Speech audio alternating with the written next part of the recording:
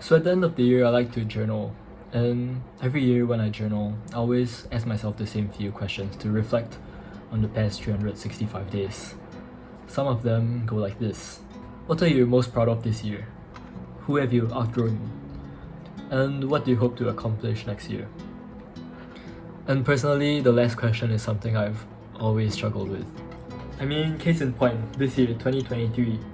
This was the year I was supposed to run my first marathon, get my driver's license, meditate every day, read one book a week.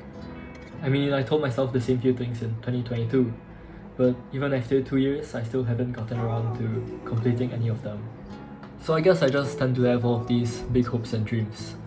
Hopes that somehow, after 365 days, I'll just emerge as a bigger, stronger, better version of myself.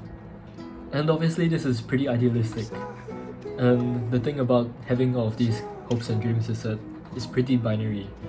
So either you accomplish it or you don't, and there's no in between. And for me, personally, it's always more of the latter. So every year, come December 31, when I sit down and journal and reflect, I would always look at this long list of goals left unaccomplished and just beat myself up over it. I mean, why am I like this and why am I not where I wanted to be 1 year ago? And a lot of people who don't go through with their New Year's resolutions like me, they always give the reason that, oh, life got in the way and that's why I couldn't do so and so. And honestly, last time I used to think that was an excuse, but now my perspective has sort of shifted and somewhat softened. You see, I think we all want to get the most out of our lives, but sometimes life just finds its way to teach us the lessons that we need to learn when we need to learn them. And I think that's perfectly okay. That's just the way it is. So maybe this year there were far more urgent lessons that I needed to wrap my head around, instead of, for example, finding out how my brain would work after 42 km of non-stop running. So after some introspection and deliberation, I guess my conclusion is this. Maybe in this life I don't have to run a marathon before I turn 21. And maybe that driving test can just be pushed back a few more months. Because despite all the things that I've left undone this year, it still was a pretty good year. And I wouldn't change any of it.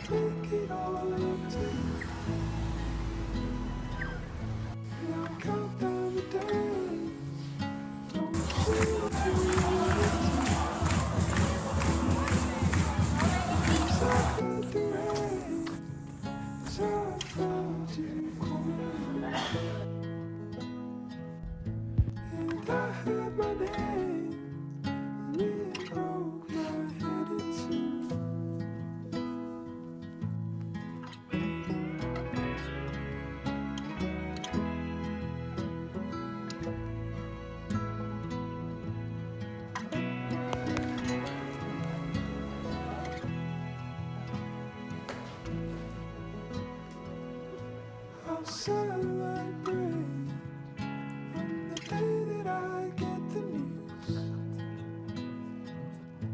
Now count down the way. I'll be wishing that I was you. So coming into the new year, I'll still set my goals as per usual, but this time I won't put pressure on myself to complete all of them and tick them one by one off that checklist of mine. I mean, I know that at the end of the day, even if I don't achieve all or any of them for that matter, I'll still be pretty okay with myself and it won't be the end of my world.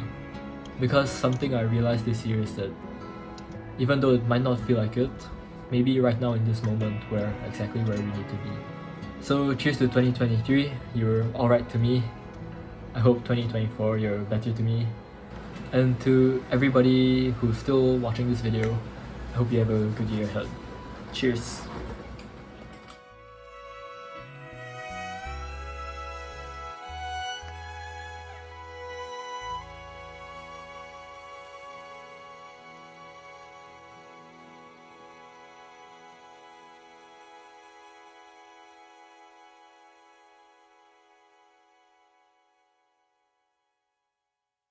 Can you walk me through a DCF?